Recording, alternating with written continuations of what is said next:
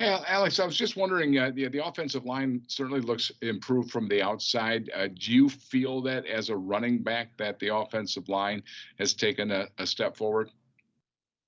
Yeah, you can feel just the progress and just the work that they put in and day out, week to week, that they're just improving and getting more comfortable in the different types of run schemes and new types of run schemes that we're implementing. And yeah, it's coming together.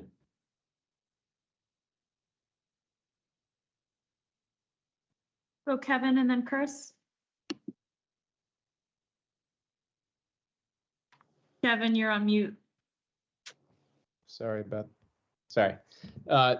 Since you've been here, there's been sort of a public perception that you and Dalvin are both sort of interchangeable and have similar skill sets. Is that what you think? Do you think you guys are more or less the same type of running back? Do you think there's different things that you each bring to the table? I definitely think that, we both have our unique running style that fits well, complements one another. But yeah, I think, one of the things that we pride ourselves in is not having any type of drop off when either of us are in the game. And we actually take pride in trying to even get the announcers to say the wrong name after a run sometimes, and just like they did the other day. But it's one of those things where, if I can come in there and run and it looks like him and it feels like him, that's pretty darn good, especially since I believe, he's the best in the league. So when you look at it from that standpoint, yeah, it's something that we take pride in, is trying to be as interchangeable in any type of situation as we can. Is that why you guys both have the single digit numbers now? The numbers almost look the same from afar. Yeah, it worked its way out to where we were both, in our childhood number, and we were both back there rocking the single digits again. We'll go Chris, then Dawn.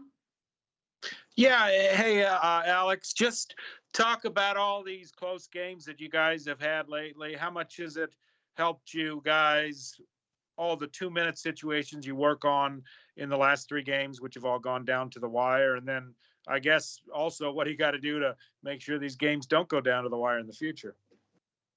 Yeah, just the practice and the process that we go through, it proves itself time and time again, that attention to detail and making sure that we're locked in and situational football and being situational masters, it shows up on Sunday, and shows up every Sunday around the league. And for us to be able to be in a position where we were situational masters, put ourselves in a position to go down there and win the game. And on defense, them doing the same thing and locking that thing up, it's something that shows up time and time again, and we're just very proud of. And we just have to continue to hash out some of the details and make sure that we don't necessarily need to win games in situational football moments, but kind of just put our foot on their neck and finish out the game earlier than that. When if I could ask a follow-up, we've heard the term, especially today, situational masters. Where does it come from that the masters is added to that in situational? It's just the way that we go over the game. There's a part of the game where you have to try and be the best that you can be, and being a master of that situational football is, it's one of those things. Is putting your team and putting everything on the line to be in the best position to win that game. So if we can make sure that what this game is a game of inches. So if we can make sure that we have the advantage in that standpoint by being locked into situations, just like, KJ getting that first down and, all the offense getting up and getting set so we can clock that ball, situations like that, then, we give ourselves an advantage. Did you call it situational masters before this season? Yeah, I think it's probably a term that's, well used within the community, I guess, something that I heard of over the years. Alexander, to go hand in hand with that, I mean, you guys knew at the beginning once you got Kevin O'Connell and his style of offense that it would be, swapping up some trick plays, always changing things around. Sometimes you guys are finding out at the last second too. And he said Kirk has a little latitude, especially at the line of scrimmage, to change plays. when Kevin is calling these plays and now you have confidence in them and you guys can pull them off, how exciting is it for you guys now on offense to actually be able to do that? It seems you have to be on your toes because you don't know what's going to be called, but it makes it even more exciting for you, it seems, from the outside. Yeah.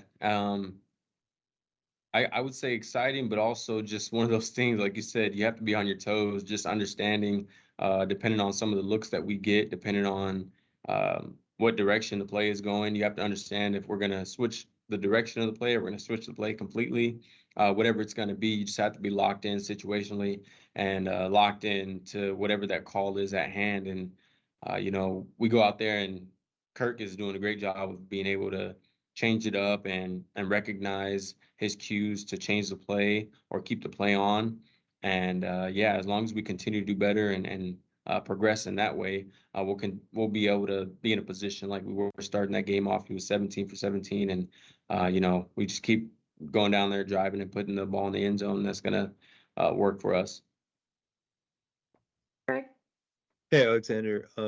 The third down conversions yesterday on the go-ahead drive, you had 3rd and 1, picked it up, and then the 3rd and 8 was really key in terms of not having to settle for a field goal after driving that far. Just what's the mentality like with every 3rd down you pick up along the way? Like, oh, this now becomes available, and then if you can specifically detail what you saw in the 3rd and 8 reception. Just 3rd downs. We want to make sure that, for one, if we can stay out of 3rd down, that's a beautiful thing. But understanding that when 3rd down comes around, if we're in a 3rd down, a manageable situation, then that's better for us because it opens the playbook to where we can do a lot of different things, whether it's in the run, in the pass, or in the screen game, to go and get that 1st down. And at the end of towards the end of that game there on that drive where we needed to get that 3rd and 8, it was a situation where I saw the matchup that I had, given the play and the route that I had. I knew that I was going to probably be the one to get the ball. So I tried to push my depth a little bit, and Kirk just put the ball in a perfect place for me to kind of turn and get vertical and get the 1st down and put ourselves in position to go down there and score.